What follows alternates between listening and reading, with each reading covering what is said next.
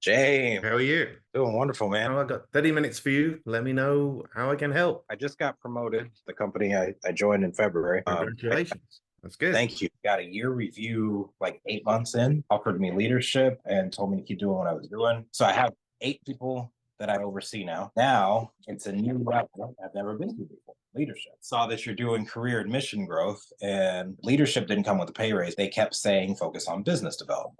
I'm like, does James know anything about business development? Most likely, he's dealt with people, stakeholders at that level, What's your job title or responsibility? Core responsibility. and I'm using user experience principles for this. Core responsibilities are the design of this laser deconfliction replacement for a legacy system. So when people want to fire lasers in space, the program that we're sunsetting and redesigning makes sure that that laser doesn't hit foreign satellite, making sure that the laser doesn't hit billion-dollar satellites in space. The core responsibilities are user design, like the way the team interacts. Like I've been more using the psychology behind user experience to help design the way our team interacts with each other and making them look at the big picture and like how can we come out of the feature and ask why we're building this. So now the job responsibility is program lead, kind of mentoring and being there for the people on the team, which is what I'm already doing. And it's weird because it feels like the higher I go, the more I make, the less I do. Anything else? Lots of good news, but What do you want from this conversation? But what do you want next for this? How you want this to evolve? it's a really good question. I haven't thought about that. Maybe a few pointers on how to be an effective leader and resources to learn about business development. Well, let's do the first one. It sounds like you've moved from this individual contributor role where you've previously always worked for a manager as part of a team, and now you are the manager. So you are the person running the team, and Right. you've got a different set of responsibilities. You still ultimately have to have what I call hand on the tiller, means you're in control of the output. I will send you a great resource video. Okay. It's about greatness. It talks a little bit about what it's like to be the leader. You want to be able to do more than you are responsible for, but your team are Yeah. actually responsible. Most of your team, those 8 people, are skilled. They are wanting more progress for themselves, likely. They want more meaning, more fulfillment, all the things we've talked about before. In that role of leader for the team, the most important things are to avoid directorship, avoid directing them what to do. These are 4 things. One is to be their mentor, as you said. So you talked about mentorship. So that's the first position. The two that I like the most, though, that get you the most amount of kudos and credibility and authority with that group are going to be partnership. Okay. And partnership is when you sit with the person and you do the thing you're doing together. And that allows you to adopt the third one, which is to play coach. So far, you're mentoring, which is pure and straight advice. The partnership piece is, I'm going to do this with you. So you sit down and do the work together. Actually have a working session together and do coaching in that session, which is where you're asking questions of them to get them to do the work. Right. But you're partnering because when they don't know the answer, you can say, okay, well, here's an idea I've got. Here's a really good way to become a really effective leader. Never seen Band of Brothers, watch Band of Brothers. And then you'll see Richard Winters doing leadership. The last fourth position is affiliation. You can attach this to things like advocacy, support, championing. It's important that you publicly praise those 8 people. And that can be an email to the team. It can be an email to senior management. It can be to your boss. If you've got a manager, it should be to you publicly praise that person, copy them to the email and send it to your boss. So your boss knows there's somebody in the team who's just did something awesome. You can publicly do it in meetings. So when you're in group meetings, you can publicly do it in front of clients. And so if a client says to you on a team, we love such and such on your team because they did this for us and they're so easy to talk to and they're so much fun to hang around, then you endorse again. You strengthen that by saying, I'm so glad you say that, because sometimes people don't get the reward and recognition they need. And so it's good to hear from a client that you actually said that. And here's what I know.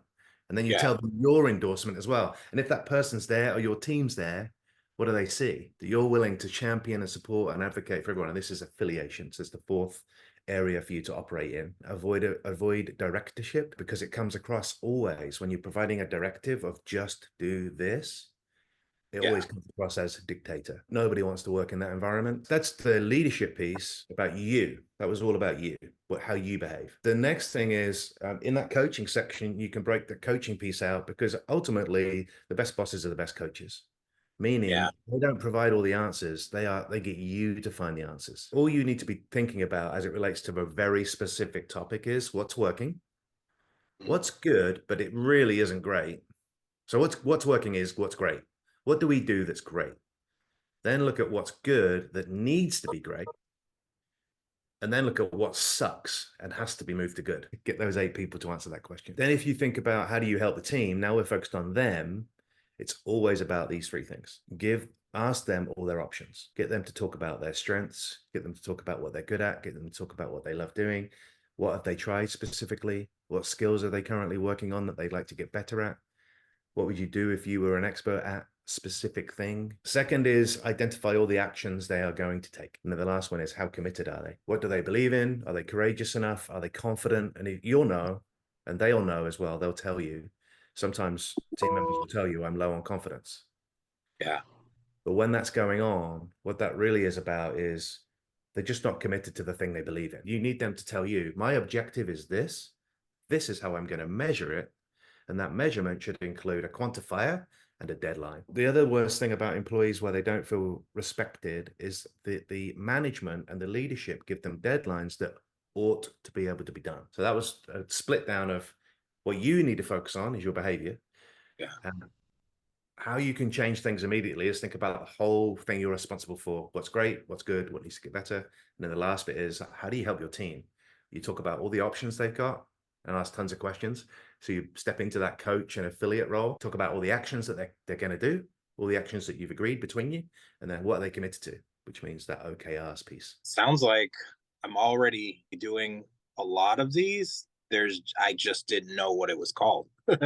Like that there was actually a 4 and 3-step process to it. People don't really want to take that leap to start a business because that's scary. But if they can move up and learn these principles in Yeah. their career, then they can take those principles to their mastery, essentially. So now 80% of it is senior executives who want more from what they're doing. And so I would say 90% of them stay in the company they work for and just get really good. Stay in the company and maybe move sideways, get a promotion, have a conversation with their boss that's difficult. And then I've got this kind of group of people who are exiting, but they're exiting for another role. They're not exiting to become entrepreneurs. People moving in the software industry, IT industry, advisory, mentorship, a lot of the things that we're talking about today, just helping people be really, really good at their jobs. And so they can get pay rises, promotions, reward, recognition, but they just have more meaning and more clarity about, oh, I actually got a career that I'm in love with. I want people to feel like that. And I know what it's like to have that and work in really healthy teams,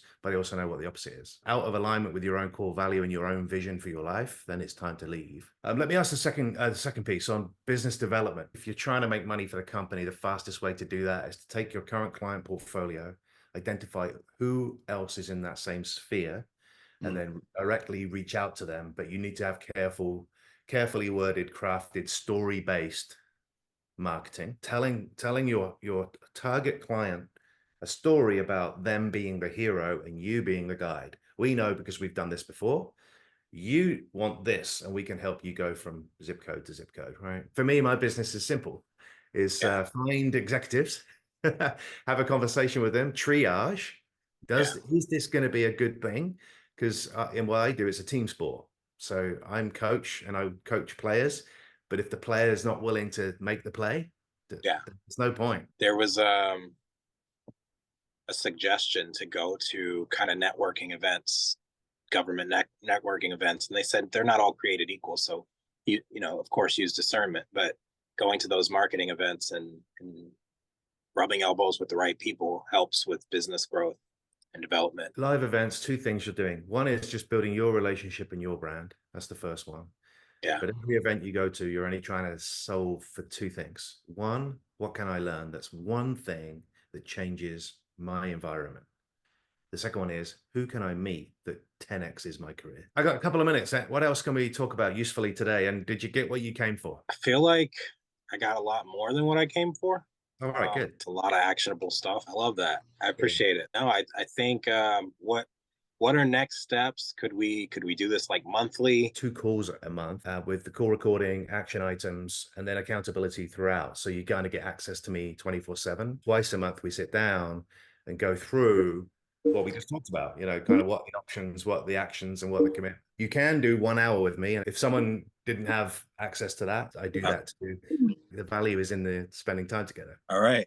I Good luck. appreciate it. See you. Bye bye.